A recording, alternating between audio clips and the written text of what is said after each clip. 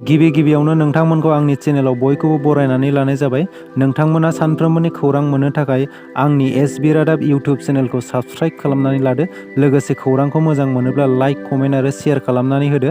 आंनि बे खौरांफोरखौ मोजां मोनगोन आरो खौरांफोरखौ जोबजासिम खोनासंलांगोन होननानै आसा खालामनाय थाबाय। दानिया नोंथांमोना खौरांखौ खोनासंलांदो। दिनैनि गिबि खौराङाव दं नबकुमार सरनियानो एसटि सार्टिफिकेट होनायनि गुदियाव बिपिएफनि आमोलाव आरो बारग' मन्थ्रि चन्दन ब्रह्म बिथाङा लोब्बा दंफायोमोन होननानै बुंदों आसाम प्रदेश कंग्रेसनि बुंथिगिरि गर्जन मोसाहारि बिथाङा। बे समाव एमपि नबकुमार सरनियाखौ लानानै एपिसिसिनि बुंथिगिरि गर्जन मोसाहारि बिथाङा माखासे खोथा फोरमायदों। क'क्राझार बियाबाव एसटि खथानिफ्राय नबकुमार सरनिया बिथाङा मोननै ट्राम्सखौ देरहाबोगासिनो दं आरो जोबथायाव दावराव देख्रेब आरो जनकलाल बिथांमोननि नाजानायाव गोजौ बिजिरसालिया थांनाय 1 खालाराव नबकुमार सरनिया बिथाङा एसटि हारियाव गोलैया होननानै फोरमायना होनायखौ लानानै गोबां सावरायगासिनो दं आरो बेखौ लानानै गर्जन मोसाहारि बिथाङा बर' माहारिनि आफाद एबसु आरो बर' साहित्य सभाखौ खौसे जानानै बिनि हेंथायै गसंथेनो खावलायदों आरो नबकुमार सरनियानो एसटि सार्टिफिकेट होनायनि गुदियाव बिपिएफ सरकार आरो बारग' मन्थ्रि चन्दन ब्रह्म बिथांमोना रोखा लोब्बा दं होननानै गर्जन मोसाहारि बिथाङा फोरमायना होयो। धेकियाजुलिनि मुंख्लं नोगोराव दुंहाव थासारि सोमजिदों। आसाम सरकारा आसाम नाङैनो पौर सभाफोराव एबा रायजो राजानिफ्राय टेक्स बांद्राय बोखांनायनि सायाव मैया धेकियाजुलिनि पौर सभा मावखुलिनि लांगोनायाव 2 घन्टानिबो बारा धरना खालामो एजेवाइसिपि आफादा।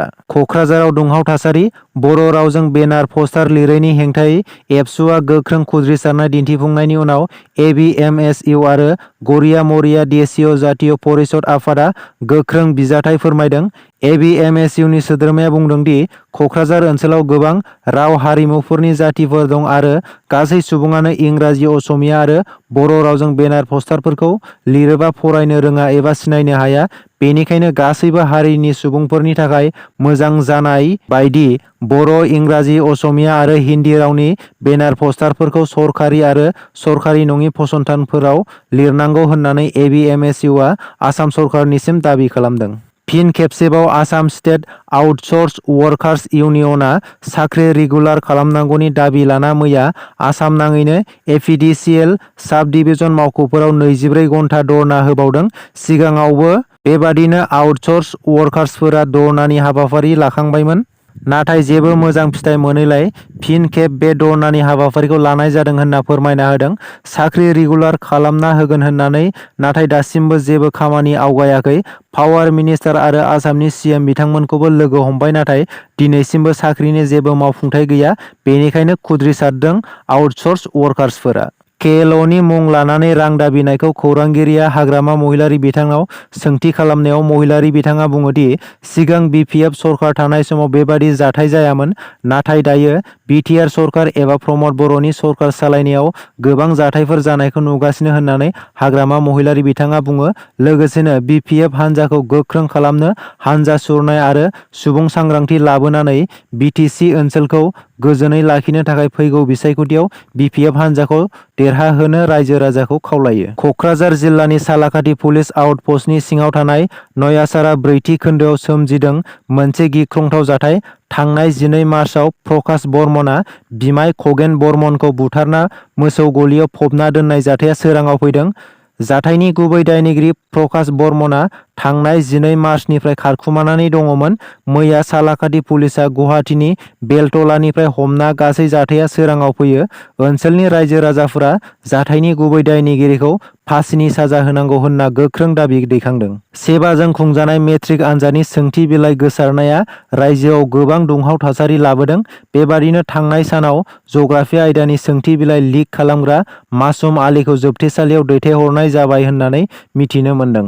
भारत पेट्रलियाम गारियाव थावनि सोलायै आयेन बेरेखा गय सुपारि लांनाय जादोंमोन। जाथाया जादों बराक भेलियाव। पुलिस बिफाना नायबिजिरनायनि उनाव भारत पेट्रलियाम रोगाग्रा गारिखौ हाखावनानै नायनायाव गोबां बिबांनि आयेन बेरेखा गय सुपारिखौ हमनो हानाय जायो। क'क्राझार आइसिडिएस प्रजेक्टनि बानजायनायाव 15 सान गोग्गो आदार जानायनि सायाव फोसावदिंनाय हाबाफारिया मैयानिफ्राय जागायजेनबाय। 20 मार्चनिफ्राय 1 एप्रिलसिम गोग्गो आदार आरो पुष्टि आदार जानायनि सांग्रांथि होनाय हाबाफारिखौ मैया सुबुं अनसाय बिफाननि डिरेक्टर मिरादास बर'आ बेखेवना होयो। बे हाबाफारियाव बाहागो लायो ICDS प्रजेक्टनि गुबुन गुबुन बिबाननि बिबानगिरिफोरा। हरखाब फांसे बिफांनि दालाइ गोग्लैसिननायाव खुनुरुखुमै जिउ रैखा मोनो गंसे उइंगार गारियाव गाखोनाय सुबुंफोरा। बे जाथाया नुजाथिदों चिरां जिल्लानि गुरुबासायाव। गंसे उइंगार गारिया दादगारिनिफ्राय बङाइगाव फारसे थांबाय थानाय समावनो हरखाब फांसे बिफांनि दालाइया गारिनि सायाव गोग्लैयो। बे जाथायाव दावबायारिफोरजों लोगोसे गारि सालायगिरियाबो जिउ रैखा मोननो हायो होननानै फोरमायना होदों। दिनैनि खौराङा एसेनोसै। आसा खालामो खौरांखौ खोनासंनानै मोजां मोनबाय आरो खौरांखौ मोजां मोनदोंब्ला मोनसे लाइक खालामनानै गालांदो। लोगोसे सानफ्रोमबोनि खौरां मोननो थाखाय SB रादाब इउटुब चेनेलखौ साबस्क्राइब खालामनानै लादो। गोजोन्थों।